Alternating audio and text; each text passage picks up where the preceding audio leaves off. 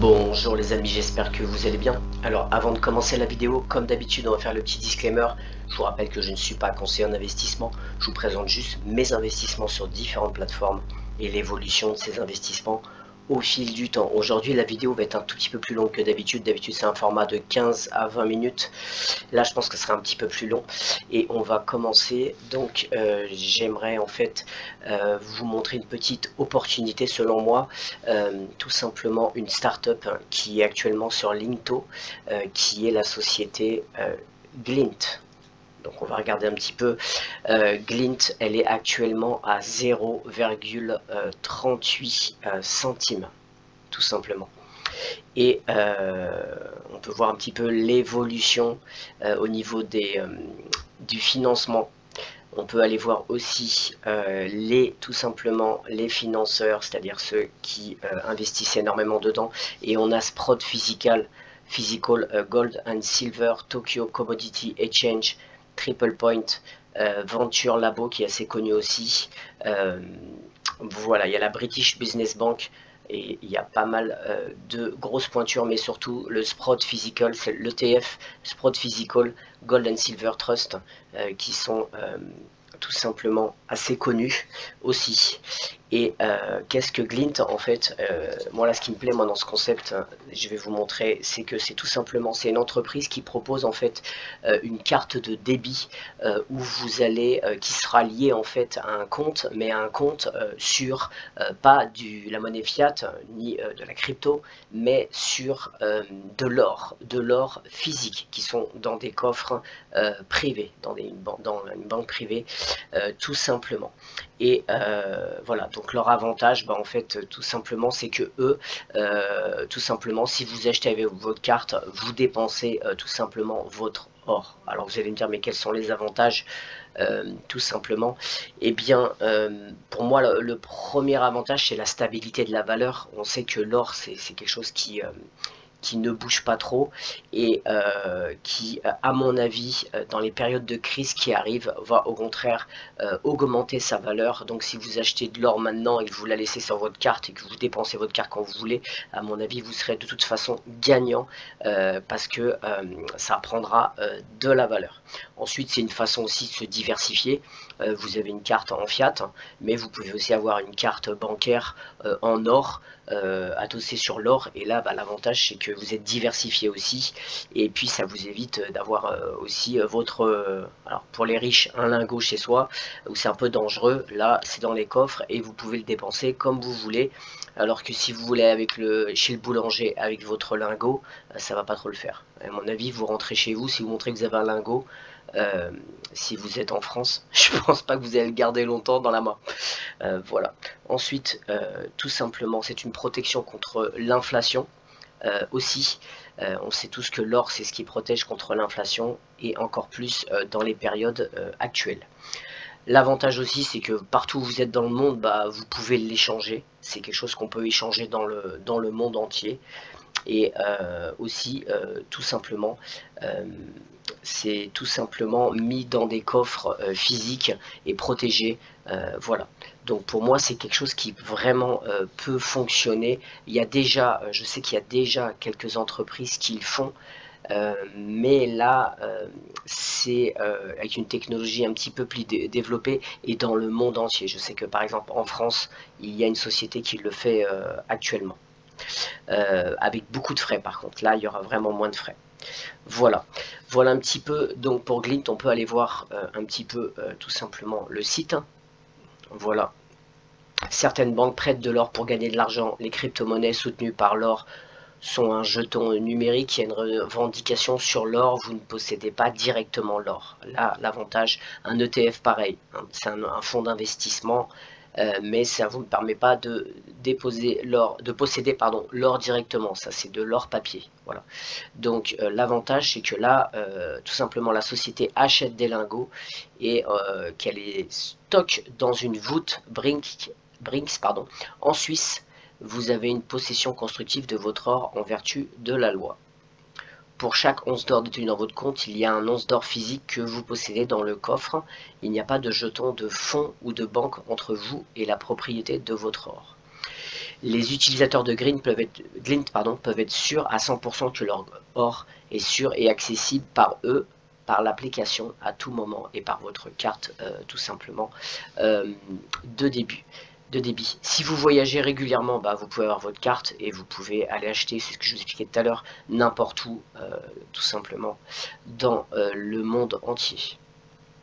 Vous pouvez transférer votre argent et dépenser dans l'une des 150 devises proposées par Mastercard. Vous pouvez donc faire des frais de tout du moins convertir aussi comme vous voulez. Vous pouvez même jouer sur la monnaie avec l'or pour ceux qui font de l'arbitrage. Il y a moyen de faire ça aussi. Voilà. Donc pour moi je pense que c'est, alors là il vous explique un petit peu le papier et l'or, etc. L'arnaque, vous savez, avec les accords de Bretton Woods, et quand dans les années 30 ils avaient tout simplement bloqué l'or, on ne pouvait plus acheter d'or, voilà. C'est pour ça qu'il peut être aussi important d'en acheter maintenant, parce qu'on ne sait pas ce qui peut arriver.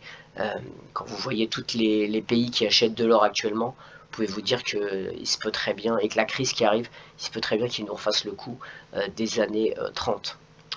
Voilà. Voilà un petit peu pour cette société. Je pense qu'au prix où elle est, à 0,30 centimes, en tout cas moi, une fois que le bull run va passer, je pense vraiment en acheter. Il faut savoir juste que, je vous rappelle que sur Linto, c'est pas non plus donné dans la mesure où c'est un minimum de 2500 $. Vous achetez donc des lots pour 2500 $ minimum. Pareil, si vous achetez Ripple, c'est 2500. Avant, c'était 5000. Maintenant, ils ont démocratisé un peu. C'est 2500. Mais c'est vraiment quelque chose qui peut avoir un gros potentiel, surtout là à 0,30. Je pense que c'est vraiment intéressant. Bien sûr, vous pouvez acheter aussi du Ripple. Il est à 50. Mais là, Ripple, ça fait déjà pas mal de temps. Là, ça vient d'arriver. Et en tout cas, le projet me paraît vraiment intéressant. Voilà pour Glint. On va passer maintenant à l'actualité tout simplement sur Ripple. Donc Ripple lance un service de paiement basé sur XRP au Brésil. La plateforme de paiement Ripple Labs s'est associée à Travelex Bank du Brésil pour fournir des transferts d'argent basés sur XRP dans le 7e pays le plus peuplé au monde. Selon le nouveau communiqué de presse, la société basée à San Francisco a déclaré que ce partenariat faisait de Travelex, alors c'est Travelex hein, l'entreprise, la première banque d'Amérique latine à utiliser le protocole tout simplement de Ripple. ODL utilise le jeton XRP pour permettre des paiements transfrontaliers rapides et peu coûteux sans avoir besoin de capitaux pré-garantis. Bon, ils nous expliquent un peu, on connaît déjà le système. Travelex y voit une solution pour ses partenaires contraints par leur capital limité à préfinancer leurs dépenses. Le PDG de Ripple a déclaré que la société considère le Brésil comme un marché clé compte tenu du taux d'adoption des crypto-monnaies. Alors moi je voyage de temps en temps en Amérique du Sud, en tout cas en Colombie, je peux vous assurer qu'effectivement il y a un taux d'adoption qui augmente, et surtout vous avez un potentiel de gens qui ne sont pas bancarisés ça peut vraiment être très intéressant. Et c'est des pays, la Colombie, le Brésil, c'est des pays qui sont vraiment qui ont une croissance assez importante. Voilà.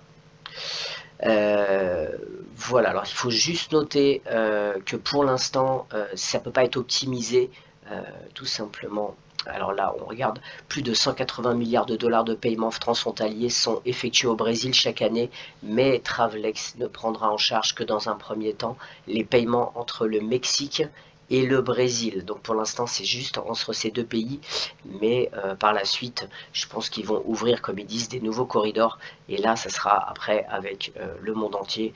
Donc pour l'instant, ça commence comme ça. Enfin maintenant, vous voyez un petit peu pourquoi c'était très judicieux pour Ripple d'acheter certaines sociétés comme Metaco, comme Tranglo, etc. C'est bien joué de leur part. Ça leur permet d'avoir tout simplement des licences aussi et de pouvoir tout simplement se développer dans le monde entier. Voilà pour Ripple, tout simplement. On va passer à une autre nouvelle pour Ripple. Prix XRP pour tirer vers le nord alors que Ripple invite les institutions financières à adopter le jeton XRPL. Le prix du Ripon, alors c'est mal traduit, a trouvé un support à 0,59 une baisse de 20% qui commence le 7 novembre. C'est vrai que depuis un certain temps, il commence un petit peu il a rebaissé. Il vient sur le dos d'une collaboration avec HSBC combinant Metaco, c'est ce que je parlais tout à l'heure, avec Ripple pour les infrastructures bancaires. Et là, en fait, il y a tout simplement une connexion avec tout simplement HSBC, qui est l'une des plus grandes banques du monde et qui a choisi Ripple comme technologie de garde. Pour certains, le partenariat est une manifestation claire des institutions financières qui cherchent à adopter XRPL et surtout le jeton. Enfin, je sais pas pourquoi ils disent et surtout le jeton XRP, oui, mais c'est vraiment tout simplement que XRPL se développe et qu'ils ont des partenariats de plus en plus. Voilà, donc pour eux, ça peut présager une augmentation tout simplement un petit peu du prix du XRP. Enfin, moi, comme je vous ai déjà dit, tant qu'il n'y a pas de résolution au niveau de la SEC, c'est pour moi complètement bloqué, c'est le frein à main. Je vous dis que la première chose qui va tout simplement faire exploser le prix, c'est tout simplement eh bien la fin du procès. Après, il y a d'autres paramètres, hein, comme vous le savez, l'AMM, entre autres, les dérivés qui vont rentrer, beaucoup de choses qui vont permettre, mais le starter, pour moi, ça sera vraiment la fin du procès. On en parlera à la fin de la vidéo. Vous allez un petit peu voir, je vous ai réservé quelque chose que vous ne connaissez, je pense, pas trop, et je vous montrerai à la fin de la vidéo. Voilà pour en tout cas Ripple. Une dernière chose, ce qui n'est pas forcément, enfin qui est lié à Ripple, c'est le airdrop, hein, tout simplement. On va le mettre en français si on peut. C'est l'airdrop que j'avais déjà parlé sur Evernode, tout simplement. Dans une annonce majeure, je vous rappelle qu'il y avait eu, normalement vous deviez avoir mis vos XRP, tous vos XRP sur votre ledger, en tout cas sur vos wallets privés, et qu'ils ont fait un snap et qu'ils ont pu voir votre montant pour vous donner un certain montant du airdrop. Donc on va voir ça dans une annonce majeure qui a attiré l'attention de la communauté des crypto-monnaies. Evernode 2, la plateforme de contrat intelligent Layer 2 sur le réseau Xao, a relevé des plans complets pour son largage très attendu. Ce développement marque une phase cruciale pour les utilisateurs avec XRPL. Compte comme Evernode déplace sa base opérationnelle du ledger XRP vers le réseau Xao.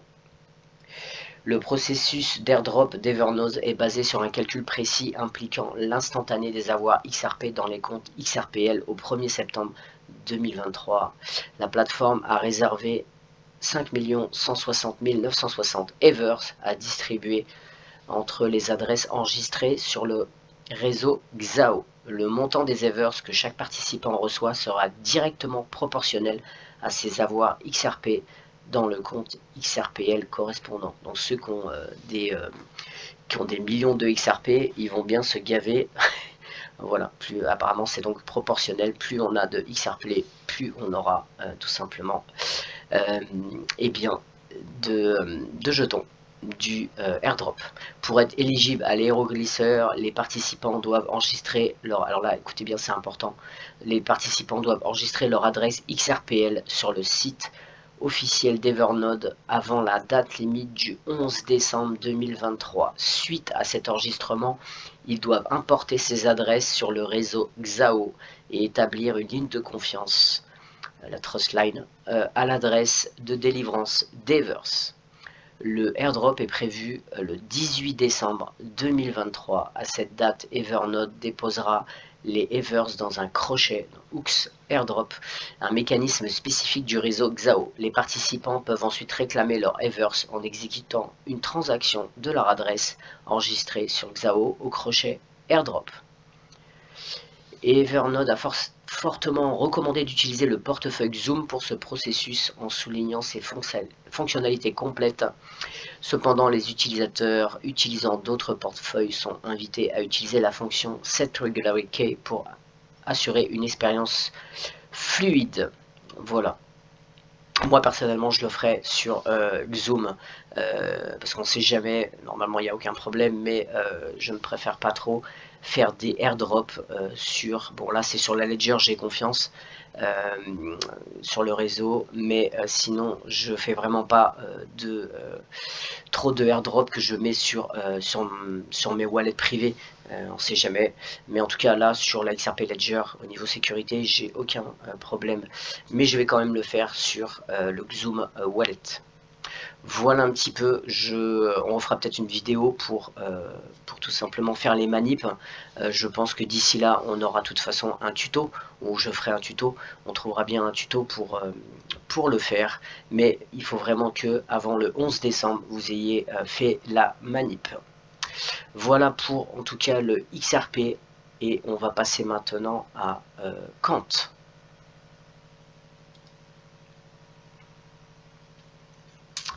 Alors, c'est tout simplement, alors que le monde est passé à une époque numérique, la seule chose qui était laissée est l'argent. Regardez nos récents courts-métrages produits avec FinTech Alliance, dans lequel le PDG de Kant, Gilbert Verdian, et Martin Hargreaves, notre chef de produit, partagent leurs réflexions sur l'avenir de l'argent.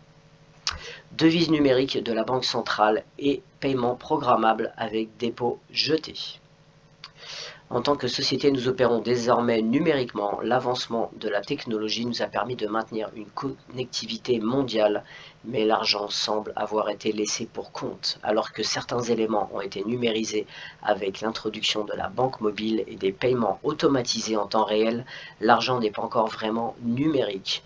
Nous en voyons des exemples dans le processus de paiement sans contact qui dépend toujours fortement du système back-end, qui sont souvent manuels, efficaces et longs, ce qui est vrai.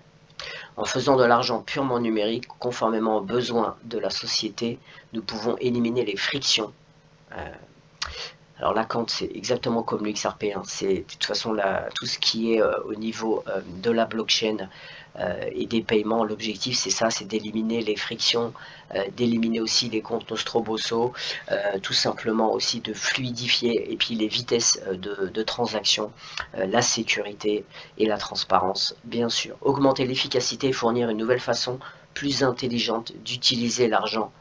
Mais à quoi cela ressemblerait-il pour les consommateurs? Et là je vous invite, on ne va pas la mettre, mais je vous invite à regarder cette vidéo.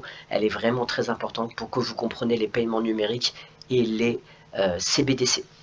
Lorsque nous pensons à l'argent numérique, nous pensons souvent aux crypto-monnaies, mais elles ne peuvent pas être définies comme de l'argent. Ils ont été conçus pour servir de monnaie, mais ils ne remplacent pas encore les fonctions centrales de la monnaie, en ce sens qu'ils n'ont pas de valeur stable et n'ont pas d'unité de compte. Donc c'est là qu'ils vont vous introduire bien sûr les CBDC. Une initiative beaucoup plus prometteuse est celle des monnaies numériques des banques centrales, une nouvelle forme de monnaie numérique qui devrait transformer l'avenir de la monnaie numérique, avec environ 93% des banques centrales du monde. Ce chiffre est révélateur de l'énorme potentiel des CBDC qui devrait transformer le fonctionnement de l'argent et la façon dont son infrastructure devrait être construite. Alors bien sûr, si vous réfléchissez un petit peu, si pour qu'ils puissent implanter les CBDC partout, il va y avoir beaucoup de crypto-monnaies, certaines qui sont utilitaires vont bien sûr rester, surtout celles qui les arrangent, c'est-à-dire qui leur permettent tout simplement d'amener cette plomberie dans le système, d'amener tout cet écosystème, c'est-à-dire par exemple XLM, etc. Mais vous allez avoir plein de cryptos qui vont tomber parce que bien sûr ça peut tout simplement le but c'est vraiment de garder que quelques cryptos et de mettre les CBDC tout simplement comme les acteurs principaux. Donc à mon avis, faudra se méfier plus tard sur les stablecoins. Je pense qu'il y en a qui vont tomber, et à mon avis ça sera Tether en premier. L'USDC je pense pas, parce que tout simplement faut regarder qui sont derrière. Il y a BlackRock, etc. Mais faudra se méfier plus tard. Et faudra se méfier aussi, bien sûr, des CBDC. Mais il reste encore du chemin à parcourir. Bien que nous dirigions vers une société sans espèces, l'argent numérique d'aujourd'hui n'est pas aussi sophistiqué et intelligent qu'il doit l'être. Avec l'introduction des crypto-monnaies et des monnaies privées, l'industrie est à la croisée des chemins. On ne sait toujours pas avec quoi le consommateur payera à l'avenir. Les CBDC, les paiements programmables utilisant des dépôts symbolisés à travers un concept que nous appelons les services bancaires symboliques en temps réel, promettant de fournir une solution à cet écosystème fragmenté grâce à l'automatisation et la programmabilité qui donne aux gens un plus grand contrôle sur leur argent sans avoir à le toucher manuellement. Voilà, donc je vous laisse continuer lire l'article jusqu'au bout, mais surtout regardez cette vidéo et vous allez comprendre aussi tout simplement les paiements numériques aussi, bien sûr. Vous allez comprendre ce qui est important, c'est ce qu'amène Quant comme Ripple, pareil, ce qu'amène le jeton le XRP, sur le XRP Ledger, c'est ce qu'ils amènent, c'est exactement, c'est un petit peu la même chose. Le Quant, c'est surtout l'interopérabilité entre les blockchains, et on va justement voir, ils ont sorti une petite vidéo aujourd'hui sur les ponts, sur le bridge, et on va voir un petit peu justement quel est tout simplement comment fonctionnent les ponts. J'avais déjà fait une vidéo sur les ponts, mais en tout cas, on va regarder celle-là, elle peut être très intéressante.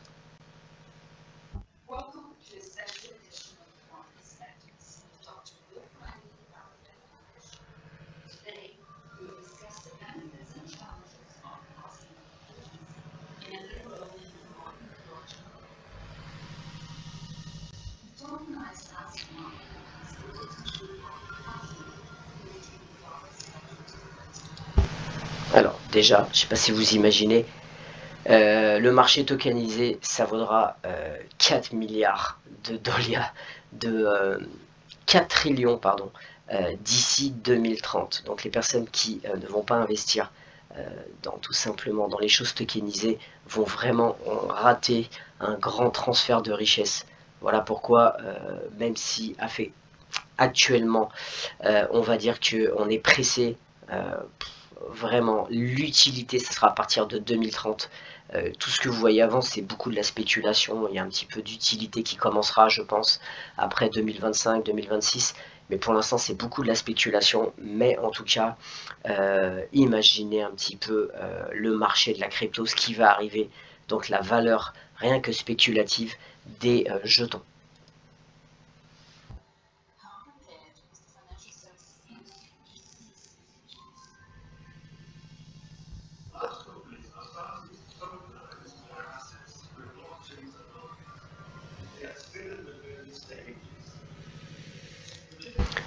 Donc là, il dit que pour l'instant, les grandes entreprises sont au tout début, elles commencent à faire les tokenisations, mais elles en sont vraiment au premier stade.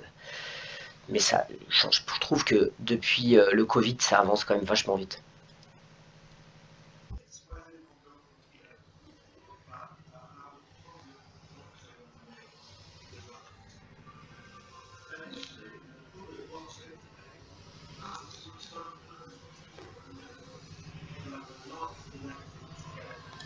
Alors, il dit que tout simplement, les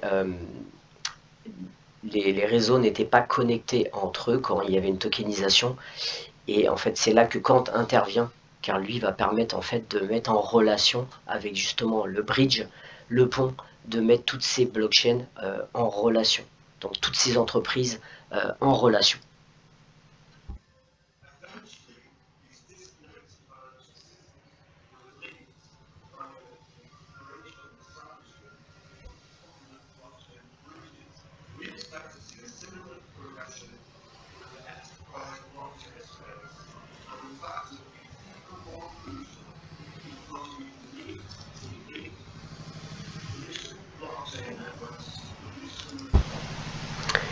Voilà, donc ils disent qu'il faudra, l'objectif c'est de relier les réseaux blockchain avec autorisation et aussi celles, on va voir après, celles qui sont sans autorisation.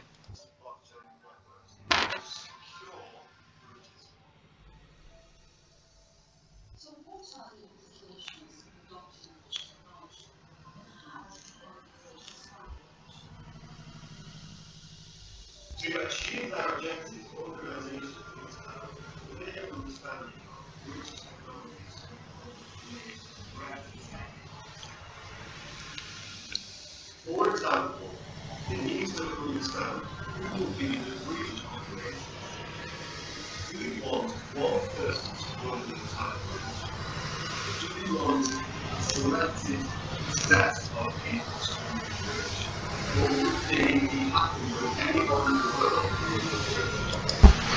Alors là, il pose la question, si en fait les bridges, ceux qui gèrent les bridges, est-ce que ça va être une seule entité? Est-ce que ça va être plusieurs entités?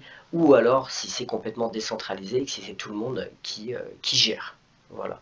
En fait, il vous amène petit à petit à les problèmes en fait qu'amènent tout simplement qu'ont les entreprises et ce que Kant en fait amène comme solution tout simplement à la demande, tout simplement toutes les solutions, que ça soit avec des blockchains avec autorisation ou sans autorisation, centralisées, avec des validateurs ou pas, on va voir ça.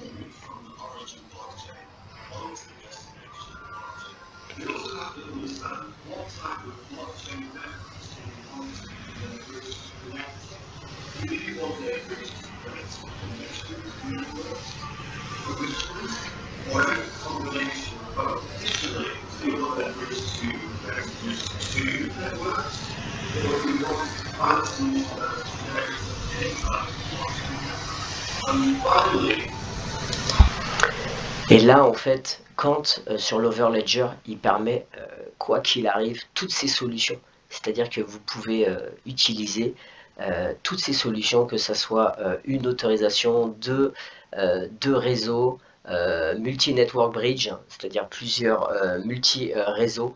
En fait, Overledger va tout permettre.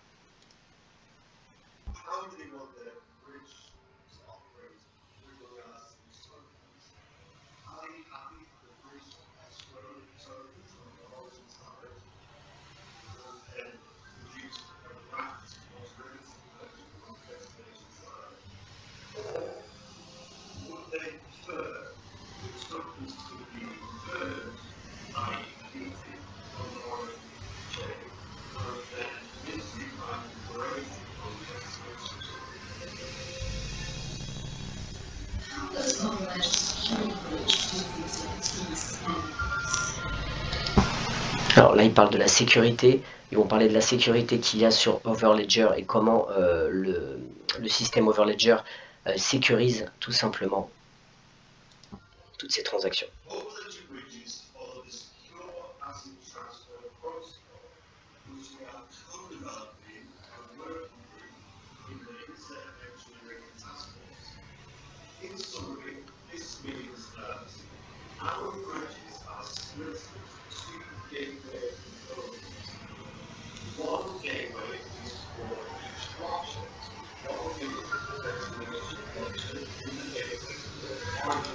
Donc il y a une passerelle pour chaque blockchain de destination et vous avez tout simplement une autre passerelle pour la blockchain d'origine.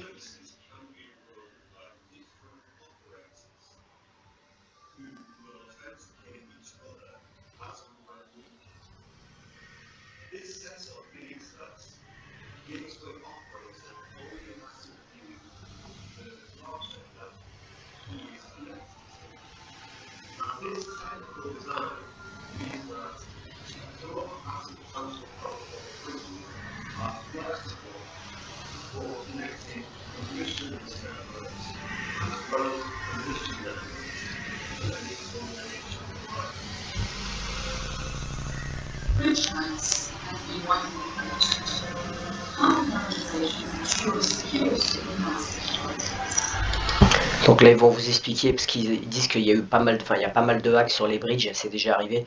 Donc ils expliquent comment, tout simplement, quand par l'intermédiaire de Overledger, tout simplement sécurise.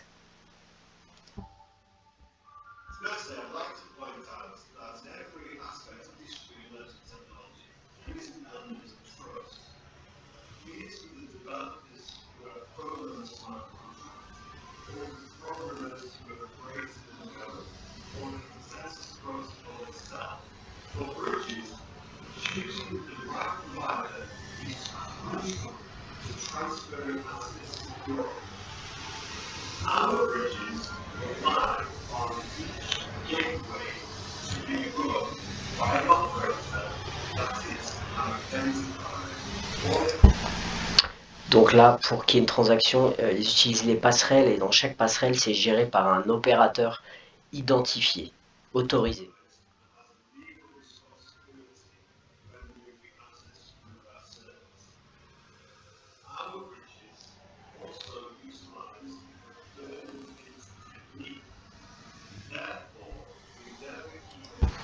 Donc là, eux, ils ont choisi le fait de burner, c'est-à-dire de brûler et de minter, et qu'il n'y ait pas de compte escroc, c'est-à-dire de compte où ils gardent tout simplement les jetons.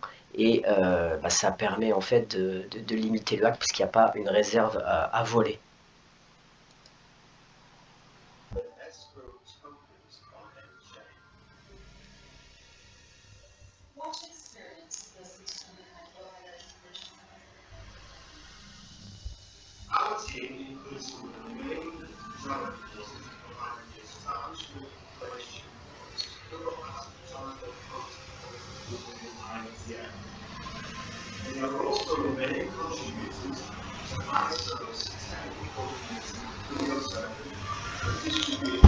Alors, ils sont en partenariat pour la sécurité avec IETF, qui est assez connu, Secure Asset Transfer Protocol, et ils ont tout simplement sur la technique, ils sont sur le ISO 307.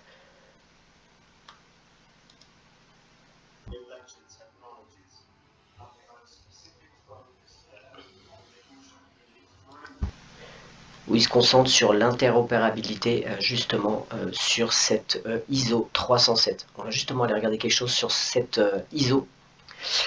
Cette norme, on peut voir qu'il y a pour l'instant 44 membres participants et qu'il y a 20 membres qui sont en observation.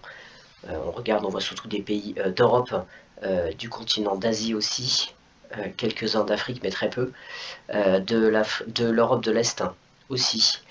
Voilà, il y a pas mal de monde, déjà 44, et il y en a 20 qui observent, donc ça veut dire qu'ils vont sûrement rentrer par la suite dans ce système ISO 307. Voilà, c'est intéressant à regarder. Je vous invite à aller sur le site ISO pour regarder. Vous pouvez en profiter pour regarder tout simplement la norme ISO 222 de messagerie. Et on va continuer la vidéo.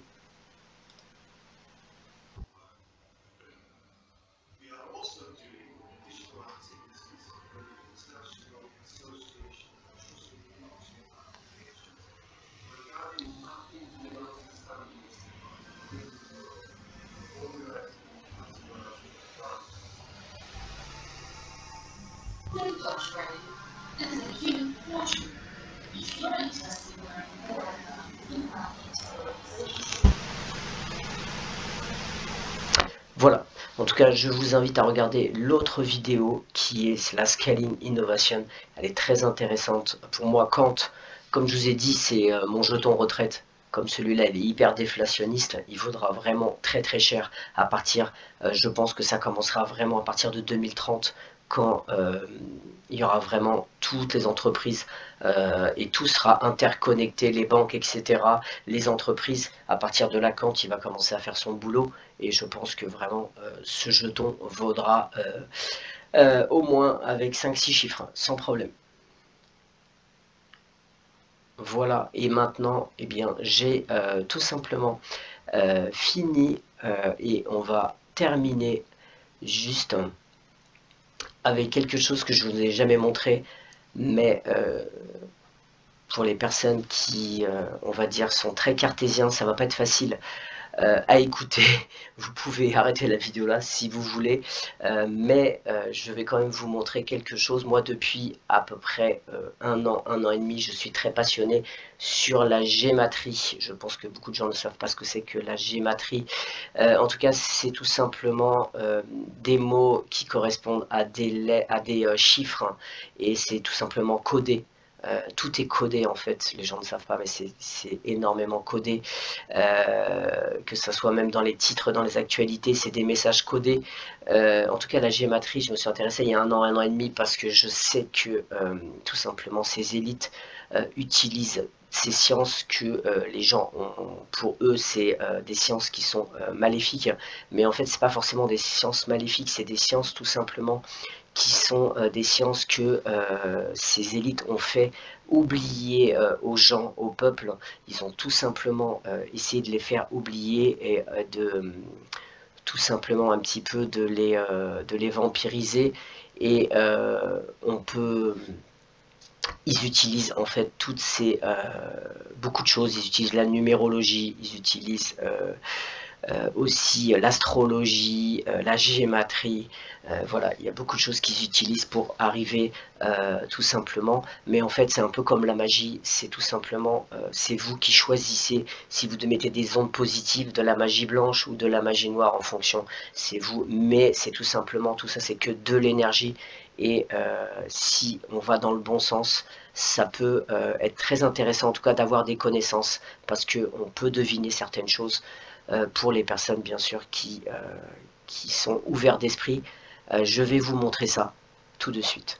Alors déjà, on va aller sur un site où vous avez un logiciel, vous pouvez même décoder des hashes de crypto, même le système de Bitcoin, on peut le décoder sur tout simplement ce site. Et je vais vous montrer juste un petit peu comment ça fonctionne. Vous voyez là, par exemple, alors on peut l'utiliser aussi en français. Moi, vous voyez ici, j'ai mis en anglais, parce que comme je parle assez bien anglais, avec un accent de merde, mais je parle. Voilà, vous voyez, j'ai mis XRP All Time High. Ça veut dire XRP, quel a été son plus haut, c'est juste les mots que j'ai mis, à son plus haut. XRP à son plus haut. Et là, je vais cliquer. Vous allez voir ici, il va tout simplement, j'ai pas bien fait en fait, je vais recommencer. Voilà, XRP All Time High, et là, calculer. Voilà, XRP All Time High, ça va vous donner des chiffres qui correspondent à la valeur de ces mots, et c'est 12,25. Vous allez ensuite aller dans valeur du mot et vous tapez ici ce que j'ai mis, 12,25. Et après, c'est à vous de commencer à faire vos recherches sur le nombre de lettres. En anglais, en français, c'est pas tout à fait la même chose sur l'alphabet, mais en tout cas, entre 3 et 14 ou 15 lettres, vous allez avoir un mot qui va sortir. Là, je vais taper 9 pour un exemple. Je tape, trouver, et là, qu'est-ce qu'on voit? Tributaire, first days. Tributary, ça veut dire tributaire. First days, c'est le jeudi, jeudi au pluriel. Alors vous allez me dire, mais à quoi ça sert? Mais en fait, tout est relié, tout simplement jeudi, eh bien, ça veut dire que c'est lié au XRP et surtout à son plus haut. Donc il y a un lien entre le jeudi et tout simplement le XRP. Et alors pour vous prouver ça, eh bien on va tout simplement par exemple aller regarder XRP vs SEC, et tout simplement ça s'est passé, regardez bien, le 13 juillet 2023 et c'était tout simplement un jeudi. Vous pouvez vérifier, c'était tout simplement un jeudi. Donc ça ne trompe pas, c'est quelque chose qui est très précis, mais il faut bien sûr y croire. On va maintenant tout simplement aller voir. Là, c'est Web Analyse, vous pouvez analyser toutes les cryptos avec leur ATH, c'est-à-dire le moment où c'était le plus haut. On va regarder ça. On cherche pour le XRP.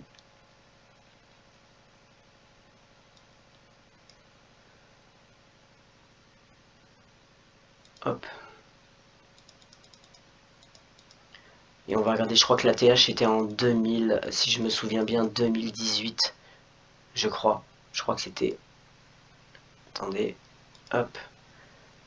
Je crois que c'était en 2018. Voilà. Ça devait être par là. Il s'est écroulé d'ailleurs, incroyable, dès qu'il y a eu l'annonce du procès. Voilà, ça doit être vers le mois de janvier, c'est ça.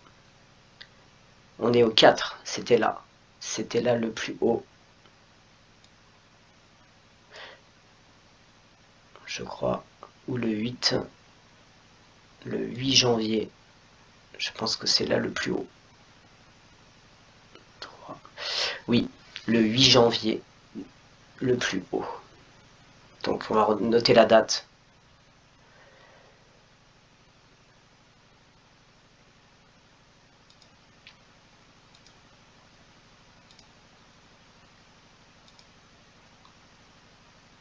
Et là, vous voyez quelque chose que vous ne savez pas. La SEC a tout simplement le jeudi 30 novembre, regardez bien la date, le jeudi 30 novembre, réunion Sunshine Act. La réunion s'éteindra par les moyens à distance et siégée à la commission à Washington. Cette réunion sera fermée au public, c'est pour ça qu'ils n'en parlent pas.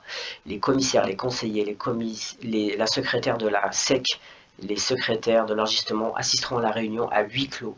Certains membres du personnel qui s'intéressent aux questions peuvent également être présents. Dans ce cas, voilà, l'avocat général, a certifié, bref, et l'objet de la réunion, c'est ça qui est important, à huis clos comprendra les sujets suivants: institution et règlement des actions injonctives, institution et règlement des procédures administratives, résolution des litiges, questions liées aux litiges, autres questions relatives aux examens et aux procédures d'exécution. Voilà. Ripple, ils vont discuter, il va y avoir une discussion avec Ripple, c'est clair et net, et comme par hasard, c'est un jeudi. Alors je ne dis pas que forcément le jeudi 30 novembre, ça va être fini, mais à mon avis, ça va faire avancer tout simplement eh bien, ce procès. Je pense qu'ils vont s'arranger, à mon avis, en sous-main durant cette réunion. Bien sûr, il n'y a pas que la SEC qui sera dans cette réunion, vous voyez, c'est la résolution des litiges. Il n'y a pas que l'XRP et des litiges, ils en ont plein à la SEC, mais je pense que celui-là est un des plus importants. Voilà, mais là c'est en huis clos. Voilà, et vous pouvez voir que c'est comme par hasard un jeudi. Voilà, donc son ATH c'était un jeudi. La résolution, comme quoi c'était pas une sécurité, c'était un jeudi. Il y a beaucoup de choses qui se passent le jeudi. Voilà, les chiffres et les lettres ont vraiment des significations. Un petit peu comme aussi, je ne sais pas si vous vous souvenez, Christine Lagarde qui avait fait tout simplement un discours en faisant un cours de numérologie, en vous expliquant tout simplement que le chiffre 7 était important. Et effectivement, en numérologie, vous avez beaucoup de choses. Il y a plein de chiffres qui sont importants. Le plus important reste le chiffre 33, où par exemple, eh bien, par exemple, dans le Jésus-Christ avait 33 ans. On dit qu'il avait fait 33 miracles, que David avait régné pendant 33 ans, tout simplement sur le peuple. Vous avez aussi tout simplement dans la franc-maçonnerie le degré le plus important, c'est le 33. Vous avez pourquoi les vinyles c'était 33 tours, pourquoi les canettes de coca c'est 33 centilitres, ils ont choisi pourquoi on peut en faire comme ça pendant l'indicateur de téléphone, c'est le 33 en France. Voilà, vous en avez un paquet. Dans les résonances de Schumann, vous avez 33 fils harmoniques. On peut en faire comme ça pendant 1 heure. Dans l'islam, vous avez à un moment donné un hadith qui vous dit que les gens qui iront au paradis auront 33 ans. Voilà, ça, on peut en sortir comme ça, c'est pas pour rien. Voilà, en tout cas, je vous ai fait une petite dizaine de minutes sur un petit peu des choses qui sont un peu plus occultes, mais qui peuvent en fait tout simplement alors, on va pas choisir une crypto-monnaie par rapport à la gématrie, mais il y a des codes. Ils parlent parfois avec des codes et vous pouvez aussi voir certaines choses. On va par exemple taper XRP. Je sais pas, on va faire au hasard. On va déjà regarder ce que le XRP, la valeur du XRP calculée, c'est 680. Voilà.